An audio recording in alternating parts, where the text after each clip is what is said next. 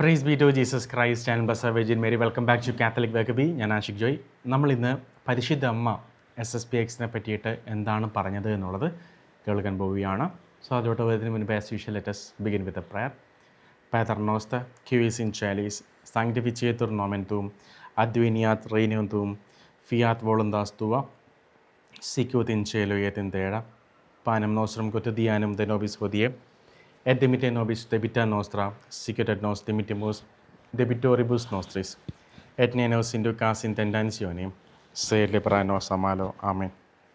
ഇതാണ് നമ്മുടെ ദിവ്യനാഥ വൈദികരോട് സംസാരിക്കുന്നു എന്ന പേരുള്ള പുസ്തകം. ഒരുപക്ഷെ ഈ പറയുന്ന മരിയൻ മൂവ്മെൻറ്റ് ഓഫ് പ്രീസ്റ്റിൽ അംഗമായിട്ടുള്ളവർക്കൊക്കെ ഇതിനെപ്പറ്റി അറിയാൻ സാധിക്കുമായിരിക്കും. നിങ്ങൾ just Marian movement of priest എന്ന് പറഞ്ഞ് സെർച്ച് ചെയ്ത് കഴിഞ്ഞാൽ നമുക്ക് കാണാൻ സാധിക്കും നിരവധി കർദിനാൾമാർ, ബിഷപ്പുമാർ, വൈദികർ, നിരവധി പേര്, നൂറുകണക്കിന് കർദിനാൾസും ബിഷപ്സും വൈദികരുമാണ് ഈ ഒരു പ്രസ്ഥാനത്തിൽ അംഗങ്ങളായിട്ടുള്ളത്. സോ ഇത് ഫാദർ സ്റ്റെഫാനോ ഗോപി എന്ന് പറഞ്ഞ ഒരു വൈദികന് പരിശുദ്ധ അമ്മ നൽകിയ സന്ദേശങ്ങളാണ്. കൃത്യമായിട്ട് പറഞ്ഞാൽ 1973 മുതൽ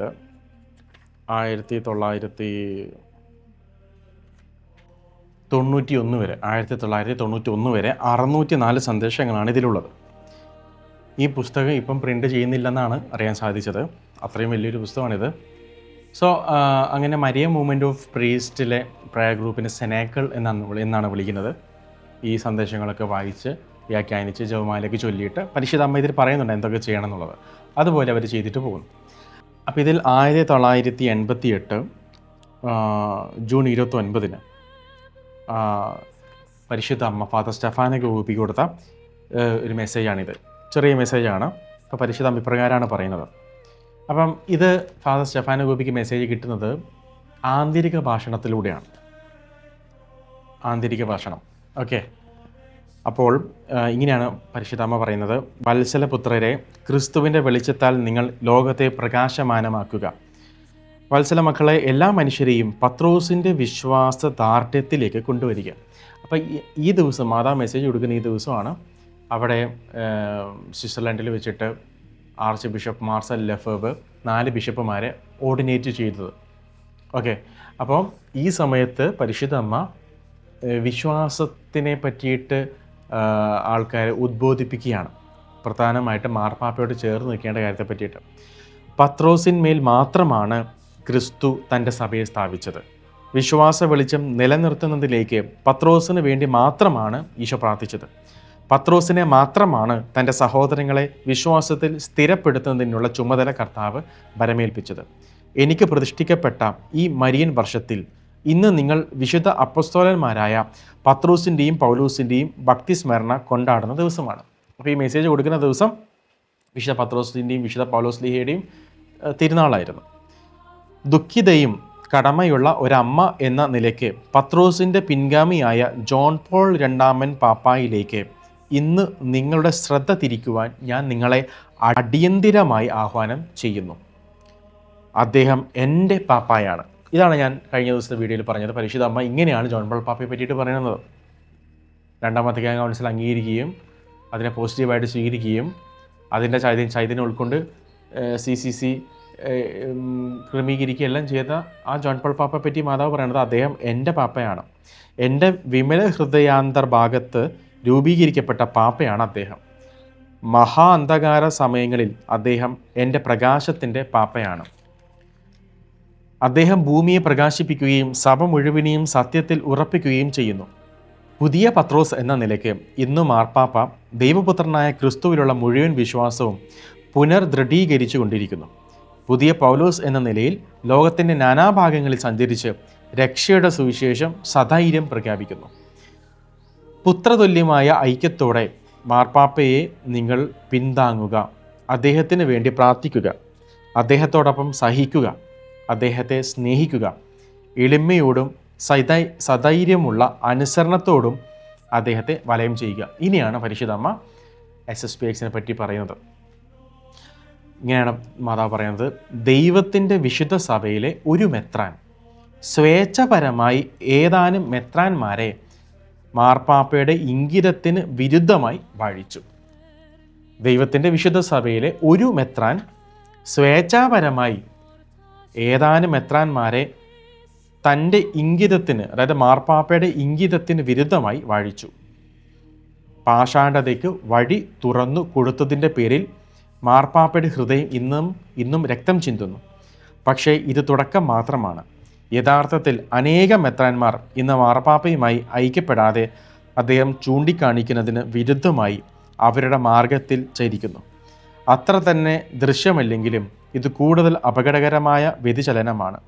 ഇത് എൻ്റെ മാതൃഹൃദയത്തെ വേദനിപ്പിക്കുകയും രക്തം ചിന്തുവാൻ കാരണമാവുകയും ചെയ്യുന്നതോടൊപ്പം എൻ്റെ പാപ്പായ്ക്ക് അപാരമായ കുരിശായി തീർന്നിരിക്കുകയും ചെയ്യുന്നു.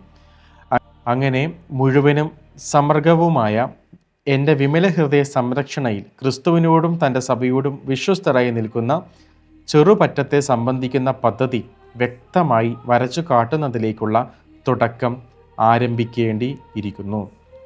ഇപ്പം പരിശുദ്ധമ്മ വളരെ വ്യക്തമായിട്ട് ഇവിടെ പറഞ്ഞിരിക്കുകയാണ്, സഭയിലെ ഒരു മെത്രാൻ സ്വേച്ഛപരമായിട്ട് സ്വന്തം ഇഷ്ടപ്രകാരം 4 മെത്രാന്മാരെ വാഴിച്ചു. ഇപ്പം നമ്മൾ നോക്കൂ, ആർച്ച് ബിഷപ്പ് ലഫോബ് ചെയ്തത് അദ്ദേഹത്തിൻ്റെ മോട്ടീവെല്ലാം ശരിയായിരുന്നു. പരമ്പരാഗത കുർബാന കീപ്പ് ചെയ്യാനും സഭയിലെ പഠനങ്ങളിൽ വെള്ളം ചേർക്കുന്നത് ഒഴിവാക്കാനും ഇതിനൊക്കെയായിരുന്നു അദ്ദേഹത്തിൻ്റെ ഇൻറ്റൻഷൻ. പക്ഷെ തിരഞ്ഞെടുത്ത വഴി അത് സ്വർഗത്തെ വേദനിപ്പിക്കുന്ന വഴിയായിരുന്നു എന്ന പരിശുദ്ധമ്മയുടെ വാക്കുകളിൽ നിന്ന് മനസ്സിലാക്കാം. ഇത് നമുക്കൊക്കെ ഉള്ളൊരു പാഠമാണ്. നമ്മൾ കുറച്ച് ആത്മീയമായിട്ട് വളർന്നു കഴിയുമ്പോൾ നമുക്ക് തോന്നും, നമ്മുടെ തീക്ഷ്ണതയും അഭിഷേകമൊക്കെ വരുമ്പോൾ നമുക്ക് തോന്നും നമ്മുടെ സഭയെക്കാളും മുകളിലായി എന്നുള്ളത്, സഭയ്ക്ക് പല കാര്യങ്ങളും തെറ്റുപറ്റി എന്നുള്ളത് നമുക്ക് തോന്നും. അത് പലപ്പോഴും ആ തോന്നലുകൾ ദൈവികമാകണമെന്നില്ല എന്നുള്ളതാണ് ഇങ്ങനെയുള്ള സന്ദർഭങ്ങൾ മനസ്സിലാകുന്നത്. ഇപ്പോൾ പരിശുദ്ധമ്മ ഈ ഒരു മെസ്സേജ് തന്നില്ലായിരുന്നെങ്കിൽ തീർച്ചയായിട്ടും ഞാൻ വ്യക്തിപരമായിട്ട് ചിന്തിക്കുമായിരുന്നു അന്ന് അദ്ദേഹം ചെയ്തത് ശരിയായിരുന്നു എന്നുള്ളത്. പക്ഷേ സ്വർഗത്തിന് അത് ഇഷ്ടമില്ലായിരുന്നു എന്ന് സ്വർഗം അതേ ദിവസം തന്നെ മെസ്സേജ് കൊടുത്തിട്ടുണ്ട്. ഈ ഓർഡിനേഷൻ നടന്ന അതേ ദിവസം തന്നെ മെസ്സേജ് കൊടുത്തു, ഇത് സ്വർഗം ഇഷ്ടപ്പെടാത്തൊരു കാര്യമാണ് എന്നുള്ളത്. അല്ലെങ്കിൽ തീർച്ചയായിട്ടും മാതാവ് അഭിനന്ദിക്കേണ്ടതല്ലേ, നല്ല കാര്യമായി, നീ സഭയുടെ ട്രഡീഷണൽ ഫെയ്ത്ത് നീ ഡിഫെൻഡ് ചെയ്തു, നീ പ്രൊട്ടക്റ്റ് ചെയ്തു, നല്ലത് എന്നല്ലേ പറയേണ്ടിയിരുന്നത്. പക്ഷേ ഇവിടെ കർദിനാൾ സാറ പറയുന്നൊരു കാര്യമുണ്ട്, അതാണ് ഇതിനോട് ചേർത്ത് എനിക്ക് പറയാനുള്ളത്. കർദിനാൾ സാറ പറയുന്നു, faith can never lead us to renounce obedience to the church. നിൻ്റെ വിശ്വാസം ഒരിക്കലും നമുക്ക് സഭയോടുള്ള അനുസരണത്തെ തള്ളിപ്പറയുന്ന ലെവലിലോട്ട് എത്തത്തില്ല. അപ്പം അങ്ങനെ നമ്മൾ ഒന്നാലോചിച്ച് നോക്കൂ, ഇതുപോലെ നമ്മൾ തള്ളിപ്പറഞ്ഞ് സഭയായിട്ട് ഒരു കമ്മ്യൂണിയനിലും ഇല്ലെങ്കിൽ നമ്മൾ പിന്നെ എന്ത് മിഷനാണ് നമ്മൾ പിന്നെ ചെയ്യുന്നത്? നമ്മൾ പിന്നെ ആർക്ക് വേണ്ടിയാണ് ആത്മാക്കളെ നേടുന്നത്? ദൈവം അംഗീകരിക്കുന്നില്ലെങ്കിൽ ഒരുപക്ഷെ അങ്ങനെയുള്ളവരെ, അനുസരണക്കേട് കാണിക്കുന്നവരെ നോക്കിയായിരിക്കത്തില്ലേ ഈശോ അന്ത്യവിധിയുടെ സമയത്ത് പറയാൻ പോകുന്നത്? നമ്മൾ ചോദിക്കുമ്പോൾ, കർത്താവേ, നിൻ്റെ നാമത്തിൽ ഞാൻ പിശാചുകളെ പുറത്താക്കി, നിൻ്റെ നാമത്തിൽ ഞാൻ ഇത് ചെയ്തു, നിനക്ക് വേണ്ടി ഞാൻ ഇത് ചെയ്തു, നിനക്ക് വേണ്ടി ഞാൻ ആ പ്രയർ ഗ്രൂപ്പ് തുടങ്ങി, നിനക്ക് വേണ്ടി ഞാൻ സുവിശേഷ വേല ചെയ്തു എന്നൊക്കെ പറയുമ്പോൾ ഈശോ അവസാനം പറയാൻ എന്താ? ഡിപ്പാർട്ട് ഫ്രം മീ, ശപിക്കപ്പെട്ടവരെ എന്നിൽ നിന്ന് അകന്നു പോകുവിൻ, ഞാൻ നിങ്ങളെ അറിയുകയില്ല. കാരണം ഈശോയ്ക്ക് ഇഷ്ടമില്ലാത്ത കാര്യം നമ്മൾ ചെയ്തിട്ട് നമുക്ക് എന്ത് കിട്ടാനാ? ഈശോ ഇത് ആഗ്രഹിക്കുന്നില്ല. നമ്മൾ എന്നിട്ട് ഇത്രയും വർഷങ്ങൾ അനുസരണക്കേട് കാട്ടിയിട്ട് സുവിശേഷ വേല ചെയ്തിട്ട് എന്ത് കിട്ടാനാ?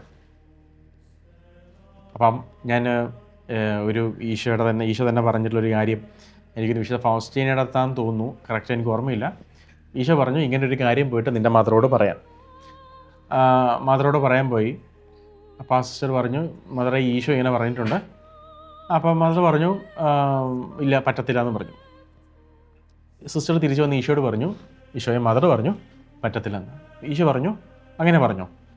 അങ്ങനെയെങ്കിൽ നീ ചെയ്യേണ്ട. ഇപ്പം ഞാനാണ് ആ സിസ്റ്ററുടെ സ്ഥാനത്തെങ്കിൽ ഞാൻ പോയിട്ട് മദറോട് ഇത് പറയുമ്പോൾ മദർ നോ പറഞ്ഞാൽ ഞാൻ പറയും, മദറിന് ഒരു ചുക്കും അറിയത്തില്ല, കാരണം എൻ്റെ അടുത്ത് ഈശോയാണ് പറഞ്ഞത്. ഈശോ പറഞ്ഞതിന് അപ്പുറത്ത് എന്തെങ്കിലും ഉണ്ടോ? എൻ്റെ അടുത്ത് ഈശോ പ്രത്യക്ഷപ്പെട്ട് പറഞ്ഞതാണ് ഇത് ചെയ്യണം, മദർ ആരാണ് എതിർക്കാൻ എന്ന് സ്വാഭാവികമായിട്ടും ഞാൻ ചോദിക്കും. പക്ഷേ ആ സിസ്റ്റർ എളിമയുള്ളതുകൊണ്ട് തർക്കിക്കാനും നിന്നില്ല. ഓക്കെ, തിരിച്ചു വന്ന് ഈശോയോട് പറഞ്ഞു. അപ്പോൾ ഈശോയ്ക്ക് അതാണ് ഹാപ്പി ആയത്, ഈശോ സന്തോഷവാനായത്. ഈശോ പറഞ്ഞു, നിങ്ങൾ തമ്മിൽ സംസാരിക്കുമ്പോൾ ഞാൻ അവിടെ ഉണ്ടായിരുന്നു. അപ്പോൾ സിസ്റ്ററിൻ്റെ ആ പ്രവൃത്തി ഈശോയ്ക്ക് വളരെയധികം സന്തോഷം നൽകി. അപ്പം കണ്ടോ, ഈശോ തന്നെ പറഞ്ഞൊരു കാര്യം ആ സിസ്റ്റർ ചെയ്യാൻ പോയപ്പോൾ മദർ നോ പറഞ്ഞപ്പോൾ ആ സിസ്റ്റർ തർക്കിക്കാൻ നിന്നില്ല, തിരിച്ചു വന്ന് ഈശോയുടെ കാര്യം പറഞ്ഞപ്പോൾ ഈശോ പറഞ്ഞു ഓക്കെ അങ്ങനെയാണെങ്കിൽ അങ്ങനെ മതി. അപ്പം നമ്മളതാണ് നമ്മളെപ്പോഴും മനസ്സിലാക്കേണ്ടത്. ഇങ്ങനെയൊക്കെയുള്ള ചില സംഭവങ്ങളുണ്ട് ഈ അനുസരണമായിട്ട് ബന്ധപ്പെട്ടിട്ടുള്ളത്. അതുകൊണ്ട് നാളെ നമ്മൾ ചെയ്യുന്ന കാര്യങ്ങൾക്ക് ദൈവസന്നിധിയിൽ പ്രതിഫലം ലഭിക്കണമെങ്കിൽ നമ്മളിങ്ങനെ സഭയായിട്ട് അറ്റാച്ച്ഡ് ആയിട്ട് പോകണം. കഴിഞ്ഞ ദിവസം ഒരു വ്യക്തി എന്നെ വിളിച്ചിട്ട് ഒരു തർക്കമായിരുന്നു. അപ്പം എപ്പോഴും തർക്കിക്കുന്ന ആൾക്കാർക്ക് എന്തെങ്കിലുമൊക്കെ സഭ പഠിപ്പിക്കുന്ന കാര്യത്തിൽ വിയോജിപ്പുണ്ടാവും. അപ്പോൾ ഇദ്ദേഹം ഭയങ്കരമായിട്ട് തർക്കിച്ചു. അവസാനം ഞാൻ ചോദിച്ചു, നിങ്ങൾ പരിശുദ്ധ അമ്മയുടെ സ്വർഗാരോപണത്തിൽ വിശ്വസിക്കുന്നുണ്ടോ? പുള്ളി കാറ്റഗിസം ടീച്ചറായിരുന്നു. പുള്ളി പറഞ്ഞു ഇല്ല, ഞാൻ വിശ്വസിക്കുന്നില്ല എന്ന്. അത് ഡോഗ്മയാണ്. മാലാഖമാർ പോലും ചോദ്യം ചെയ്യാൻ പഠിക്കുന്നതാണ് ഈ സത്യവിശ്വാസം. മരിയൻ ഡോഗ്മയാണ്, പരിശുദ്ധമ്മ സ്വർഗാരൂപതയാണ് എന്നുള്ളത്.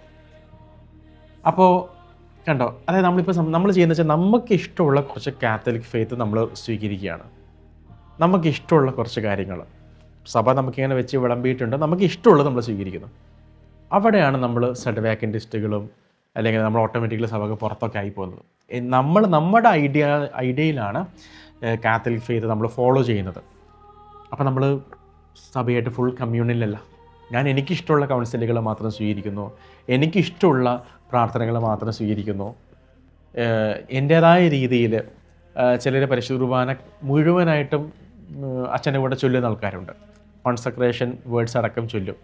പോളാറാമൻ പപ്പ വ്യക്തമായി പറഞ്ഞിട്ടുണ്ട് അങ്ങനെ ചൊല്ലരുത് എന്ന്. അതുപോലെ നമ്മളിങ്ങനെ അടിച്ച് ഇറക്കുവാണ് നമ്മൾ പലപ്പോഴും പറയാറില്ലേ, അച്ഛൻ ഈശോയുടെ തിരുരക്തം തന്നില്ല, തിരുശരീരം മാത്രമേ തന്നുള്ളൂ, എന്നിട്ട് അച്ഛൻ ഒറ്റയ്ക്കാണ് തിരുരക്തം കുടിച്ചത്, ഞങ്ങൾക്കാർക്കും തന്നില്ല, ഇതൊക്കെ തെറ്റല്ലേ, പരിശുദ്ധ കുർബാന പൂർണ്ണമാവുന്നില്ല, ഇങ്ങനെയൊക്കെ എന്നൊക്കെ നമ്മൾ പറയാറുണ്ട്. പക്ഷെ നമ്മൾ ഇതിൻ്റെ ഒരു അപകടം നമ്മൾ മനസ്സിലാക്കുന്നില്ല. ഇങ്ങനെ നമ്മുടെ തിരുവചനത്തിൽ പഴയ നിയമത്തിൽ ഇന്ന കാര്യങ്ങൾ ചെയ്താൽ ഇന്ന ശാപങ്ങൾ ഉണ്ടാവും എന്ന് പറയുന്നുണ്ട്. ഓരോന്ന് അക്കമിട്ട് അത് ഈ തലമുറകളുടെ കെട്ടുകൾ അഴിക്കാം എന്നുള്ള ഡാനിയലച്ഛൻ്റെ വീഡിയോയിൽ അച്ഛൻ പറയുന്നുണ്ട്. അപ്പോൾ ഇന്ന കാര്യം ചെയ്താൽ ഇന്ന ശാപങ്ങൾ വരും എന്ന് പറയുന്നുണ്ട്. ഇതുപോലെ ഈ ട്രെൻഡ് കൗൺസിലൊക്കെ സഭാപിതാക്കന്മാർ എഴുതി വെച്ചിട്ടുണ്ട്. ഇങ്ങനെ പറഞ്ഞാൽ ലെറ്റ് ഹിം ബി അനാഥമ, അവൻ ശപിക്കപ്പെട്ടവനാവട്ടെ എന്ന് പറയുന്നുണ്ട്. അതിലുള്ളൊരു കാര്യമാണ് ഈ പറഞ്ഞ കാര്യം. ഇങ്ങനെ പറയുന്നുണ്ട്, ഈശോയുടെ തിരുശരീരവും തിരുരക്തവും സ്വീകരിച്ചു കഴിഞ്ഞാലേ പരിശുദ്ധ കുർബാന പൂർണ്ണമാവുകയുള്ളൂ എന്ന് പറയുന്നവൻ ശപിക്കപ്പെട്ടവനാവട്ടെ എന്ന്. കാരണം പണ്ട് കാലം മുതലേ സഭയുടെ പഠനം എന്താണ്? തിരുശരീരത്തിൽ തന്നെ തിരുരക്തം അടങ്ങിയിട്ടുണ്ട്. അപ്പോൾ നമ്മൾ ചോദിക്കും, അങ്ങനെയാണെങ്കിൽ പിന്നെ എന്തിനാണ് തിരുരക്തം കോൺസെക്രേറ്റ് ചെയ്യുന്നത് എന്നുള്ളത്? അപ്പോൾ അത് നിങ്ങൾ ആരുടെങ്കിലും വൈദികരോട് ചോദിക്കേണ്ടി വരും. ഇവിടെയാണ് നമുക്ക് ഒരു തുറവിയും ഒരു എളിമയുള്ള മനസ്സും വേണ്ടത്. ആശിക്കുന്ന എനിക്ക് അതിൻ്റെ തിയോളജിക്കൽ എക്സ്പ്ലനേഷൻ മനസ്സിലാക്കാൻ ബുദ്ധിമുട്ടായിരിക്കാം. പക്ഷേ സഭയ്ക്ക് തെറ്റുപറ്റത്തില്ല എന്നുള്ളതുകൊണ്ട്, ഒഫീഷ്യൽ പഠനങ്ങളിൽ തെറ്റുപറ്റത്തില്ല എന്നുള്ളതുകൊണ്ട് ഞാനത് വിശ്വസിക്കുന്നു. അത് അങ്ങനെയാണെങ്കിൽ അതങ്ങനെയാണ്. സഭ അങ്ങനെയാണ് പറയുന്നതെങ്കിൽ, ഇതിന് മുൻപുള്ള മാർപ്പാപ്പമാരും വിശുദ്ധരെല്ലാം അത് വിശ്വസിച്ചിരുന്നെങ്കിൽ ഞാനും അങ്ങനെ വിശ്വസിക്കുന്നു.